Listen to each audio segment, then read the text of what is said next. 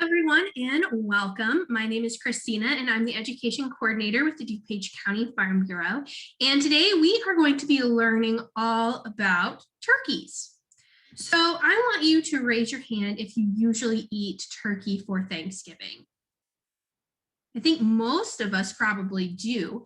And so we usually think of turkey being served at the very first Thanksgiving in 1621, but actually the colonists probably ate something like geese or venison that was more common then. Thanksgiving didn't actually become a holiday until President Abraham Lincoln declared that it was a national holiday in 1863.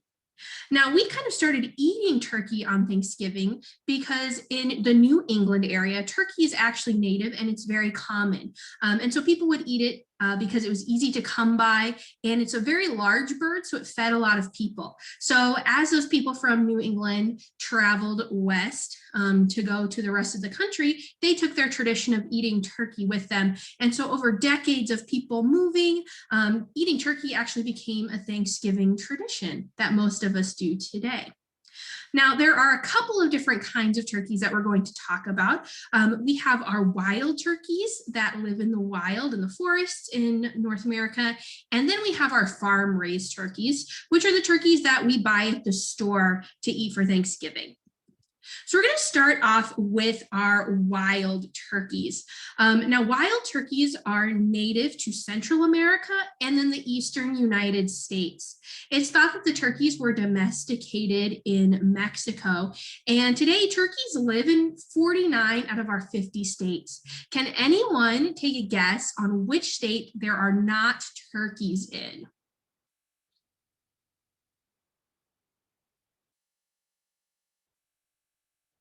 All right, there are no turkeys in Alaska. All the other states have wild turkeys, but Alaska does not because the climate is not good for them. Now, these wild turkeys, they live in forests. And you can see in my picture here, this turkey, its feathers are really dark, and it's really good for camouflage to protect itself from predators.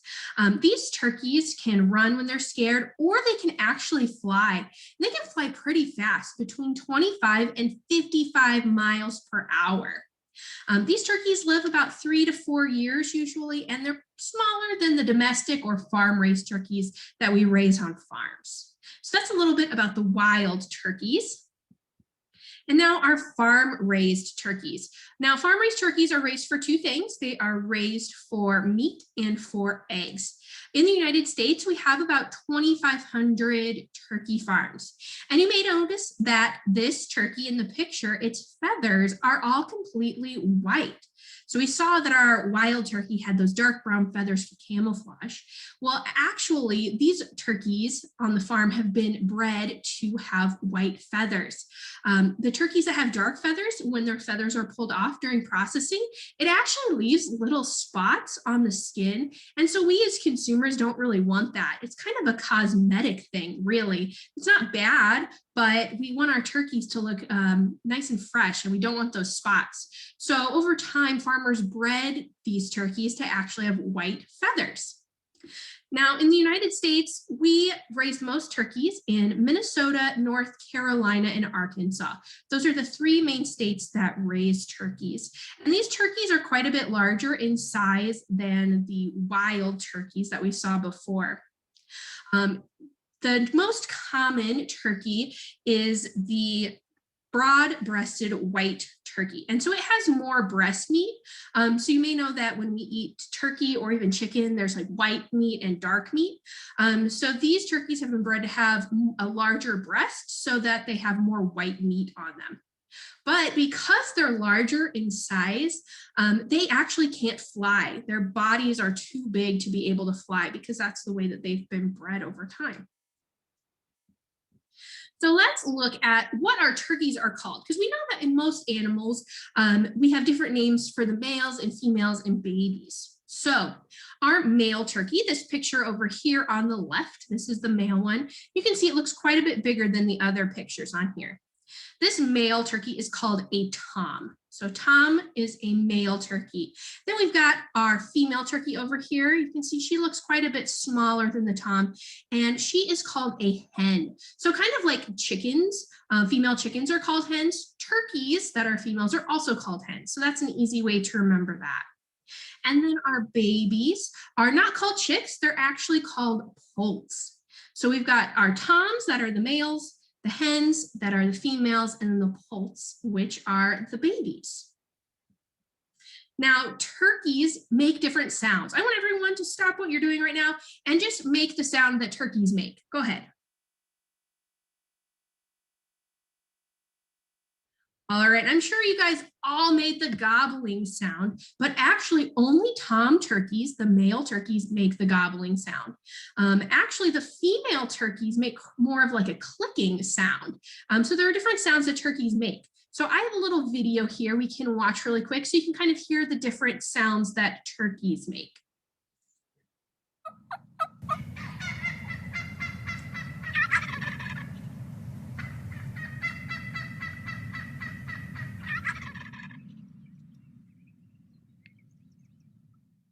All right, so you can kind of hear the different sounds, the gobbles and the clicks and the chirps. So the male ones are the ones gobbling, and then the female ones make the clicking sound.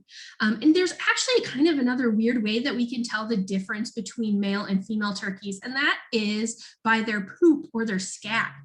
So male turkeys, they make a scat or poop that is in the shape of a J, and females poop in piles. So that's another kind of weird way we can distinguish between male and female turkeys, their sounds and their poop.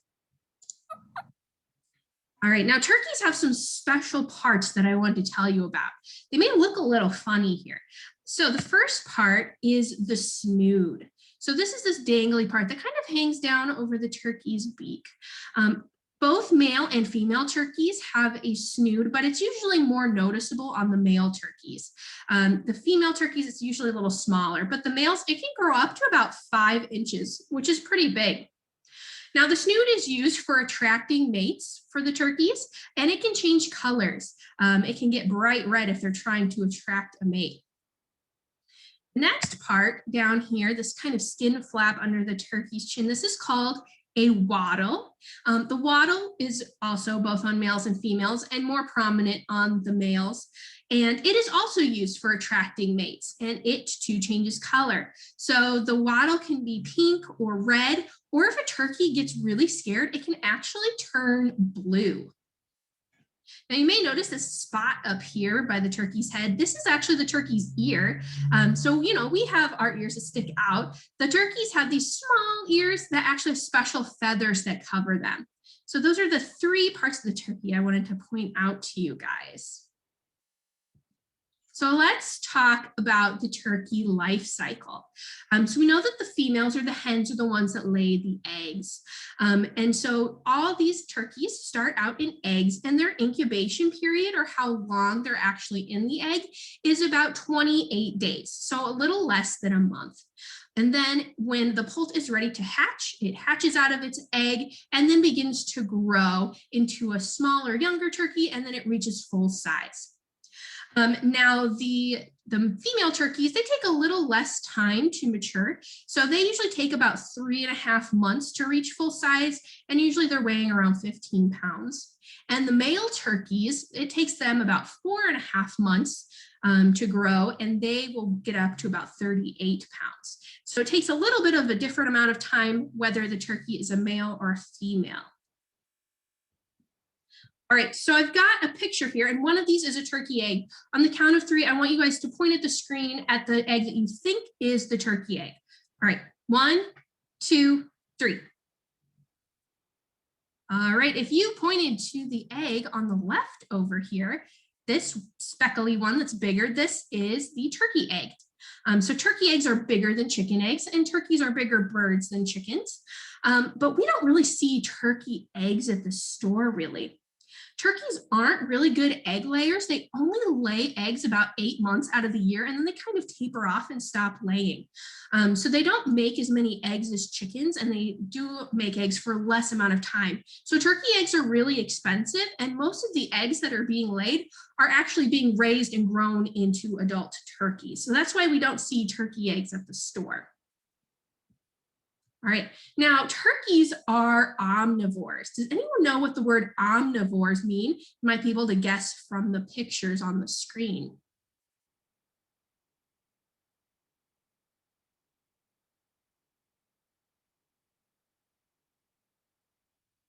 All right, so omnivore, that means that these turkeys can eat both plants and animals. So just like us, we humans are also omnivores because we can eat plants and we can eat meat that comes from animals. So turkeys are also omnivores. They can eat things like seeds and small fruits and grass and plants, but they can also eat things like insects, small lizards, worms, and turkey feed. The turkeys in the wild are the ones that are usually eating the seeds and berries and animals. The turkeys that are raised on farms usually get a special diet that the farmers give them made up of corn, soybean meal, vitamins, and minerals that they make to keep the turkeys healthy. So this is what our turkeys are eating on a daily basis. Now, you may notice that turkeys don't have teeth. They have that beak, but there aren't any teeth. So there's not a way for them to chew their food. So turkeys have this special organ inside of them called a gizzard. And turkeys will actually eat small rocks along with their food. And all of the food and the rocks will go down into the gizzard. And the muscles of the gizzard will contract and smush the food against the rocks and break it up that way. So instead of teeth, they have a gizzard, which is kind of cool. All right, so let's look at our farm-raised turkeys a little bit. Most turkeys are raised in barns. I want you guys to pause the video and tell me some reasons why you think that we would raise turkeys in barns.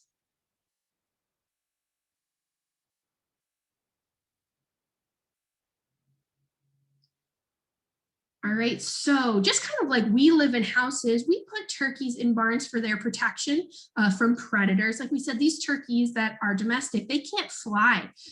So it'd be really easy for predators to get them. We also want them to have access to fresh food and water all the time. So they have a constant supply of food and water so they don't get hungry or thirsty.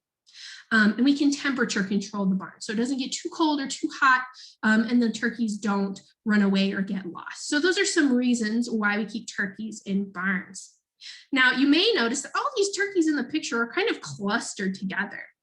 Well, turkeys actually really like to be close to each other. And when a human comes into the barn, they like to come up and see what the human is doing. So you can see there's lots of space kind of all around that these turkeys could be in, but they all like to cluster together. Right, so now we have another picture of the barn. And so farmers, while they control the heat and the temperature and the feed that the turkeys get, they also control the lighting. Light is actually what stimulates birds to lay eggs. So the farmer will change the timing of the lights so that the turkeys know when to lay eggs, and it tells their body it's time to lay an egg or it's not. So that's part of it. And then farmers also will have special diets for their turkeys that they're feeding them. The turkeys will get their diets will change over time. So like the small poults, their feed is going to be different from the young adults and then the full size adults. So farmers will work with veterinarians and nutritionists to come up with a diet for the turkeys to make sure that they're healthy at every stage of life. Now, something that's really important on livestock farms is biosecurity. So that just means we want to make sure that our animals aren't being exposed to different germs and bacteria and things that can make them sick. So you can see the farmer in this picture, he's got kind of like a special jumpsuit over his clothes. And so usually farmers will have the special jumpsuit and maybe something they put over their shoes that they leave on the farm so that they're covering their everyday clothes so that they're not tracking in any bacteria or germs or viruses that can make their turkeys sick. They'll also limit who can come and visit on the farm. They don't want strangers or visitors accidentally tracking in any of those viruses or bacteria as well. But if a turkey does happen to get sick, farmers will work really closely with their veterinarians to come up with a plan to be able to treat the turkey with medicine, maybe separate it from the others until it's able to heal and be reintroduced back into the flock. Right, so I just want to end here with some fun facts that you may not know about turkeys. So turkeys, they can actually see in color just like us. A lot of animals only see in black and white, but turkeys can see in color. Mature turkeys have about 3,500 feathers. It's a lot of feathers. And it's believed that turkeys have lived for almost 10 million years, so they've been around a really long time. Now, the heaviest turkey ever raised was 86 pounds, and that's huge because remember we said a normal male turkey will get up to about 38 pounds, so quite a bit bigger than a normal turkey. And then finally, something interesting, Ben Franklin actually proposed that the turkey should be the United States official bird instead of the bald eagle. Now, I don't know about you, but I think the bald eagle is a little more majestic than the turkey. So thank you guys so much for watching. I hope you learned something new. And when you go to Thanksgiving this year, I hope you think back and remember all the things that you learned about turkeys. So I will see you next time. Bye.